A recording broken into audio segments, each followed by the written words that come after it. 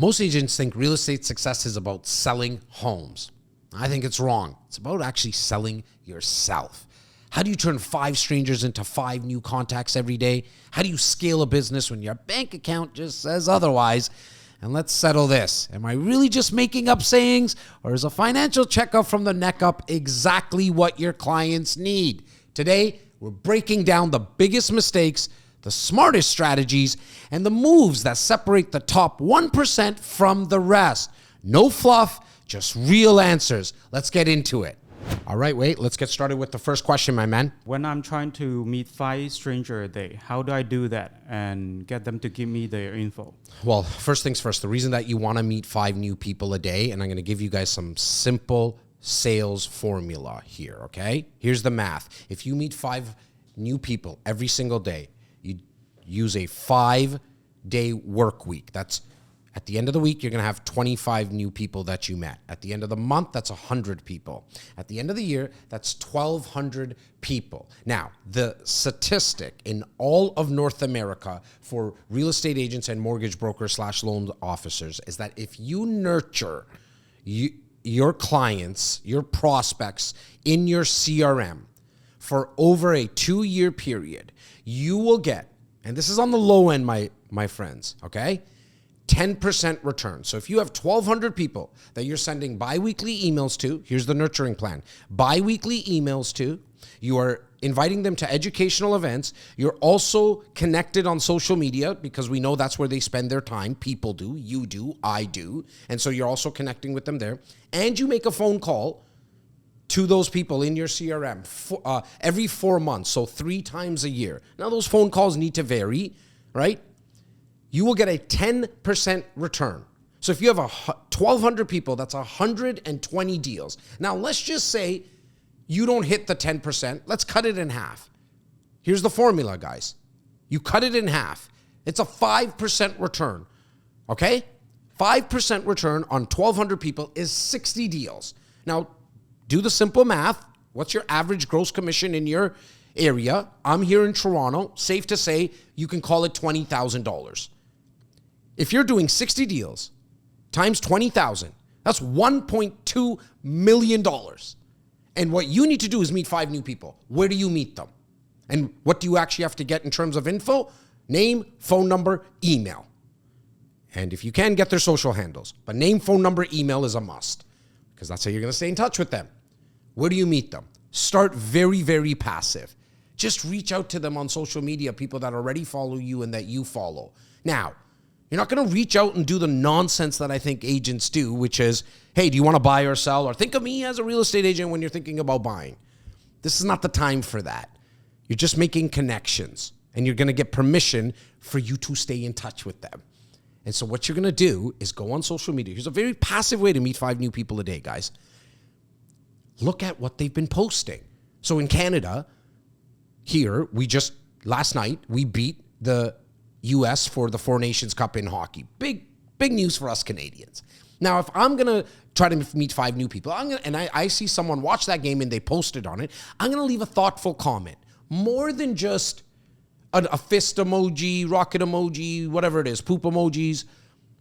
I'm actually going to leave a thoughtful comment. Now, they might have went on a vacation. Maybe it's somewhere I've been. If I haven't been, I'm going to ask how it was. Like, how is Belize? I've never been there before. If they had a pet, they just had a child, they did some new landscaping, whatever it is, leave a thoughtful comment. One way to meet 5 new people. Number 2 is just reach out to other people who need business. Very simple. Forget the real estate lawyer and the mortgage brokers around real estate transactions. We know there's a lot of other business owners and salespeople that want business. So why not go give? Then it makes it a lot easier to ask. Also, they'll actually think of you. Here's how that works. Reach out to a plumber. Mr. Plumber, I'm a local realtor in XYZ area. I'm going to have clients who are going to need the help of fixing toilets in the future. Are you looking for new business? Yes? Awesome. I'm looking for nothing in return.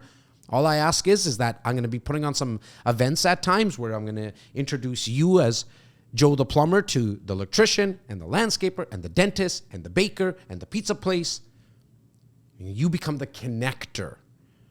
You have to stop thinking about yourself all the time and go give business, because giving starts the process of receiving. And that's why you want to make sure that you're consistently thinking about ways that you can be more resourceful. That's what it truly means to be more valuable, by the way. The way to be more valuable is be more resourceful to as many people as you possibly can.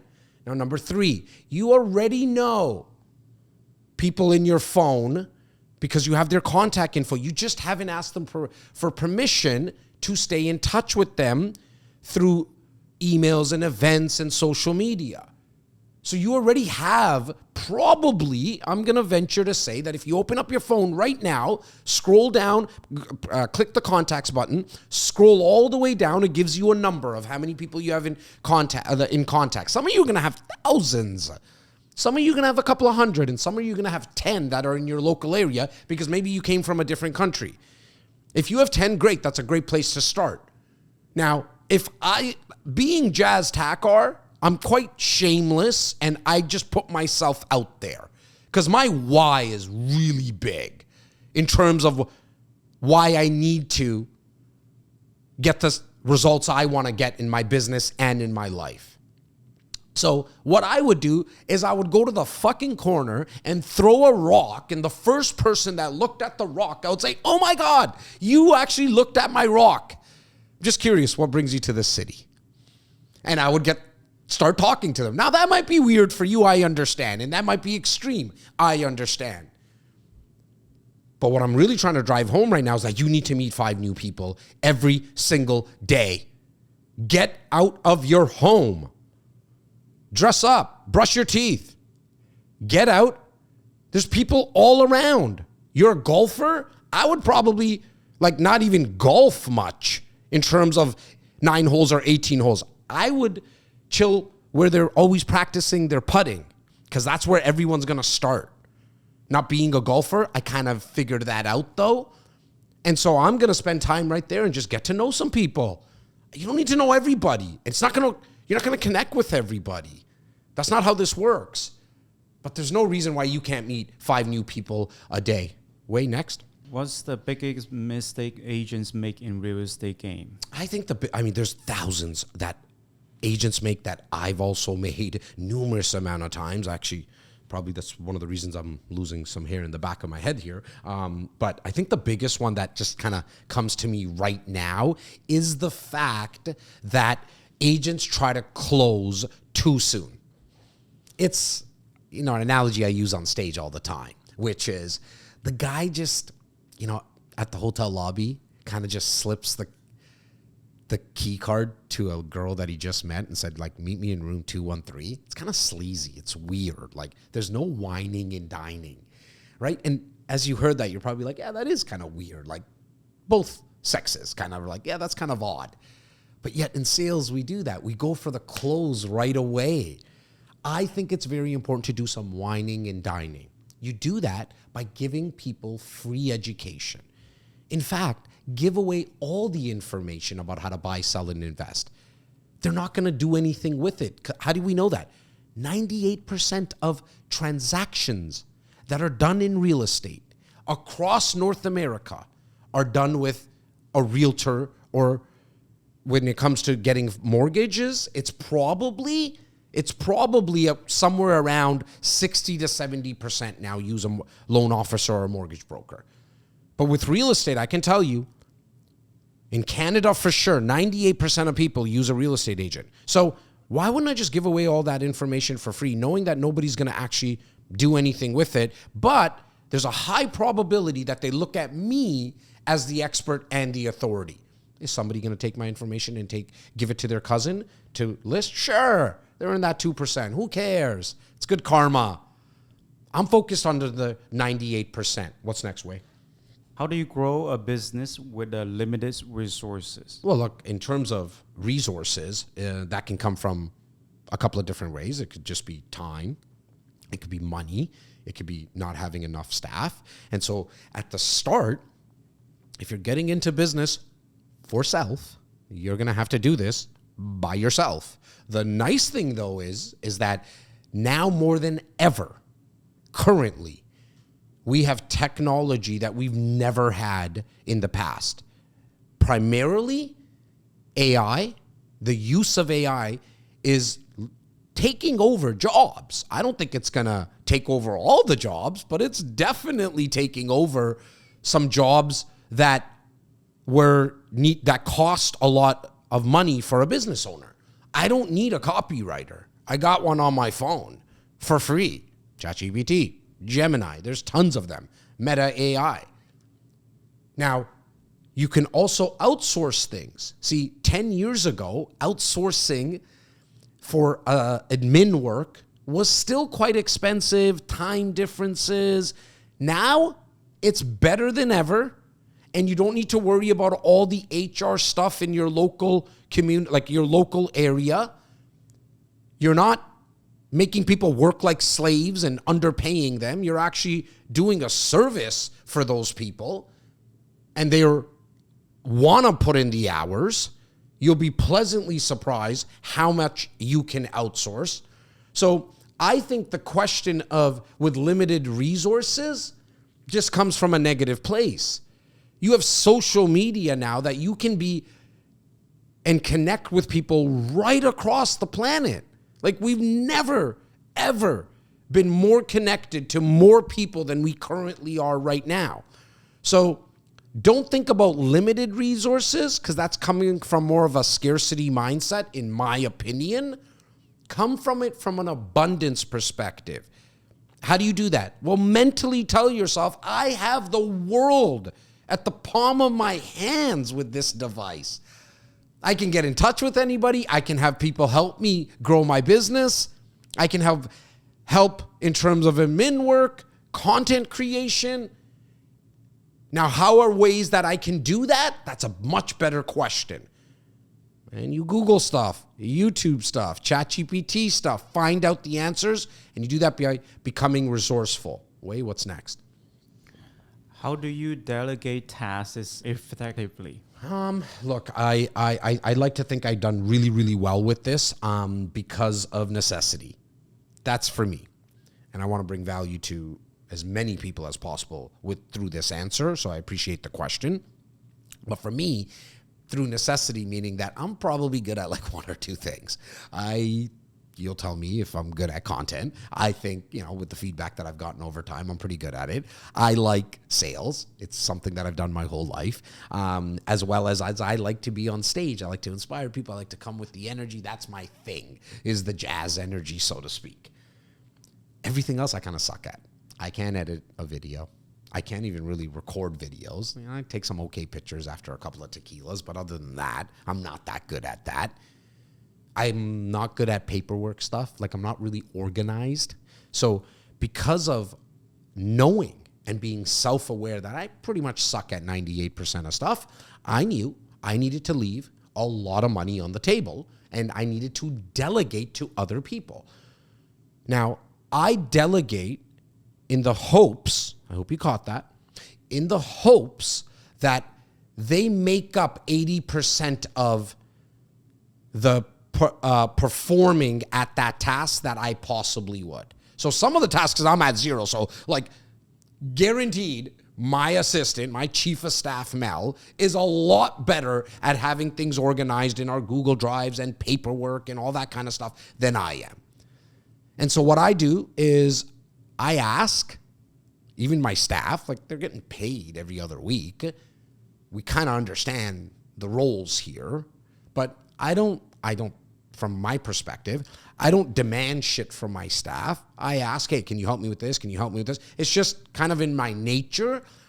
And then I don't worry too much about the result because I know they're trying their best.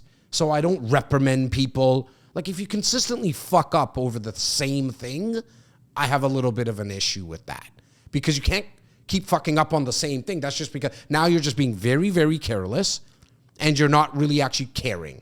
And there's small ways. Wei and I were just speaking about this before we started.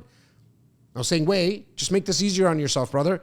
Write a little checklist. Now, if we keep screwing up on the same thing, well, that's kind of like, hey, Wei, like, do you really want to be here, brother? Like, are you happy? Now, I love Wei, and he's going to be here for the next 50, 70 years with me. But I don't really reprimand people. I delegate. I check in. I consistently ask if there's anything that I can do to make things easier. Can I help? And that's probably the ways that I delegate best. What's next, Wei?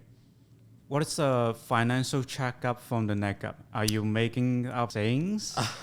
Yeah, I did make up a saying. It's called financial checkup from the neck up. I took it from my doctor who likes to do a health checkup every single year. And so I, with my community and my real estate company, which is REC Canada, shameless plug, my community we call them the REC Insiders. And I started to reach out to my REC Insiders and say, hey, do you want to do a financial checkup from the neck up? And what does that really mean?